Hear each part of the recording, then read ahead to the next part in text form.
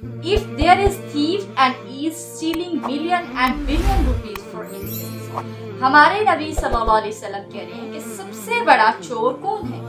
وہ جو نماز میں چوری کرتا ہے اور نہ پراپر رکوع کرتا ہے اور نہ سجود کرتا ہے.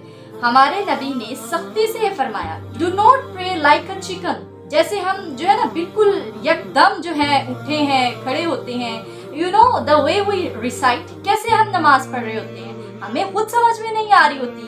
ہم میں سے کتنے لوگ ہیں جو بانڈر کر رہے ہوتے ہیں کہ جب الحمدللہ رب العالمین, اس پہ سوچے تو صحیح, ہم خیال تو کریں ہم کیا کہہ رہے ہیں. قرآن مجید میں بار بار اللہ تعالیٰ فرماتے ہیں الذین یقیمون الصلاۃ ومما رزقناہم ينفقون, وہ نماز قائم کرتے ہیں, وہ صرف پڑھتے نہیں ہیں نماز. صحابہ کرام کے بارے میں وہ کہتے ہیں لا يرون شيئا من الاعمال ترکہ کفرا غیر الصلاۃ, کہ صحابہ کرام کسی بھی چیز کو اعمال میں سے جو بھی ہمارے اسلام کے اعمال ہیں نا کسی کو کفر نہیں سمجھتے تھے غیر الصلاۃ سوائے نماز.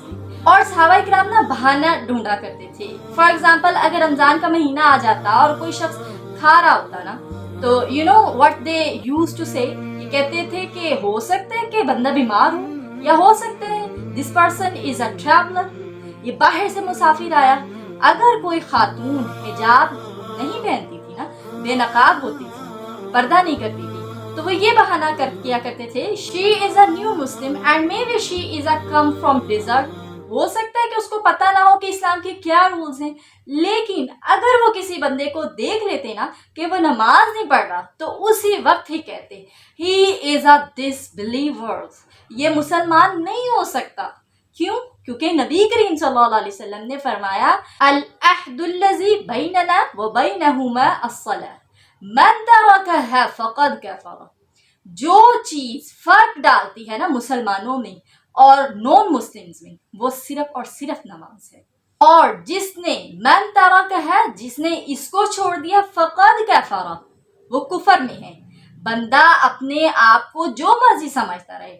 اور حیرانی کی بات یہ ہے کہ نبی کریم صلی اللہ علیہ وسلم کے زمانے میں جو منافقین ہوا کرتے تھے نا, چاہے جو مرضی ہے ان کے دلوں میں جو بھی ہے, کبھی نماز نہیں چھوڑا کرتے تھے اور پوری کوشش کیا کرتے تھے, چاہے ان کی جو بھی ان کے دل کا معاملہ تھا, جو بھی کوشش تھی, لیکن وہ یہ کوشش کیا کرتے تھے کہ وہ پہلے صفوں میں کھڑے ہوں.